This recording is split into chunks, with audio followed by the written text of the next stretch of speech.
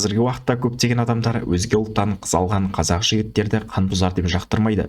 Шын мәнісінде, егер біз бұрынғы қазақтар жайында тарихи кезеңдерді қарайтын болсақ, қазақ жігіттерінің басқа ұлттан қыз алуы қалыпты жағдай, тіпті өте абыройлы ретінде саналғанын байқаймыз.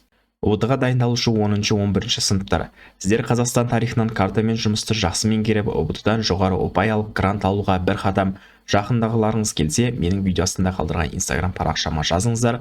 Мен ОБТ базасындағы тақырыптарға қатысты 70-ден аса карта сыздым.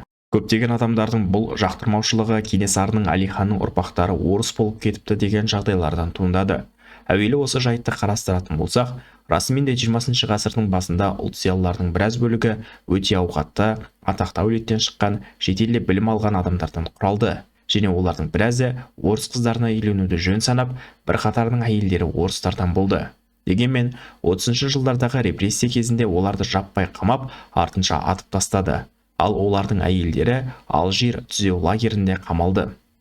Тек емізулі балалар ғана анасымен біраз уақытқа қалдырылып, сәл есейгенде балалар мектеп-интернатына жөнелтілді. Кейін Алжир лагері жабылған соң, олардың әйелдері мен балалары репрессияға ұшыраған күйеулері мен әкелерінің есімі ақталғанға дейін шыққан тегін жасырып жүруге мәжбүр болды. Әйтпесе, оларды еш жерде жолатпайтын. Яғни, біріншіден, ұлт зиялылардың біраз бөлігі орта жаста атылып кетті. Олардың бірқатары балалары есейгенге дейін толыққанды тәрбие беріп үлгерген жоқ.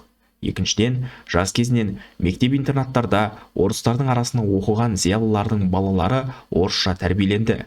Оның үстіне кейбірінің аналары орыс болғандықтан интернаттан шыққан соң да орысша тәрбиесін жалғастырды. Сондықтан негізгі мәселе олардың анасы орыс болғандығынан емес, жас кезінен қазақ әкесінің тәрбиесін көре алмауы, қазақ тілінің КСРО деңгейінде қатты таралуы мен орыстардың арасында өскен ортасы.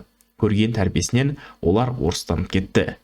Ол емес, біздегі солтүстік Қазақстанда екі жағынан да 7 ата, 7 апасы қазақ болған бірқатар қазақ отбасыларының ұл-қыздары Руслан, Света болып қазақша түсінбейді және түсінгілері де келмейді. Ежелгі және орта ғасырлардағы қазақтарды қарайтын болсақ, олар көшпенді болып, үнемі көрші халықтарға шабуыл жасап отырды. Мысалы, бізбен орыс, Қытай секілді отырықшылар көрші болды. Көшпенді қоныс аймақтардың бұларға шапқыншылықтар жасауы қалыпты жағдай болатын. Бірақ неліктен? Шапқыншылықтар көбіне басып алу емес, тонаушылық мақсатта жасалды. Сіңірі шығып кедей болған орыс-Қытай шаруаларының несін тонайды? Оларда алтын, күміс, мал-мүлік қайдан болсын? Ал шапқыншылық жасаушылар басын өлімге тігіп неге соғысқа барады? Көшпенділер қоғамда айлық төлеу көп жағдайларда болмады, тек соғыстан түскен олжаны өзара бөліп алатын. Бірақ ол қандай олжа? Әлбетте, қыздар. Қазақтар шапқыншылықты негізінен қыздар үшін жасады. Олар отырықшылардың қыздарын тартып алып күңдікке алып кетіп отырды. Тиісінше, ол қыздардан да талай ұрпақ қалдырды. Басқасын айтпағанда, қазақ хандығының өзінде қалмақ қыздарын олжалау сәнге айналды. Қазақтың бірқатар хандар мен батырларының аналары және күңгері қалмақ қыздары болатын. Сол заманда ешкім анасы қалмақ болған Тәуке ханға немесе Қабанбай батырға қаның таза емес, сен нағыз қазақ емессің деп айтпаған.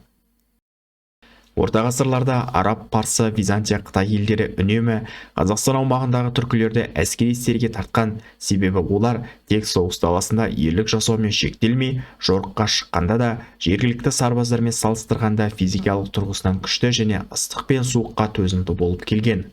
Бұның сыры, отырықшылар көбіне өздерінің айналасындағы туыстарының қыздарын алып отырғанда, түркілер өте алыс аймақтың немесе шет елдердің қыздарын алып үнемі қан жаңартып отырды.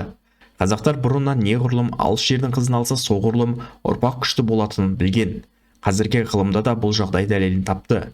Зерттеу нәтижесінде ата-анасы екі ұлттан болған ұрпақтар мутациялық ауруларға өте сирек ұшырайтын, өте күшті иммунитетке ие болатын, мығым денелі күшті адамдар дүниеге келетінін анықтады.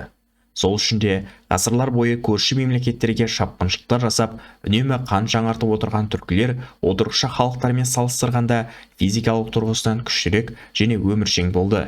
Бірақ қазақ хандығының құлдырауы және отар елге айналуы бұл үрдісті соңғы 200 жылда тоқтатты.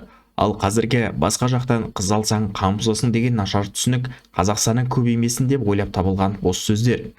Кейбір адамдар қате түсініп қалмасын, мен бұл жерде біздің қыздарды тастап жаппай басқа жақтан қыз алу керек демеймін. Тек басқа жақтан қыздар тартымды әрі тиімді, мақыры арзанырақ болса, оларды жар етудің оғаштығы жоқ. Және біздің ұлтымызға зиян емес. Басқа жақтан қыз алу ата-бабамыздан келе жатқан дәстүр екенін айтқым келді. тек одан туған ұрпақ мұсылман болып, ұлттық сана сезімі мен тілі қазақ болса және қазақ санын көбейтсе жақсы жағдай. Әйгілі Бұхар жырауда «Қонысың болсын қазақтан, қатының болсын қалмақтан» деп айтып кеткен.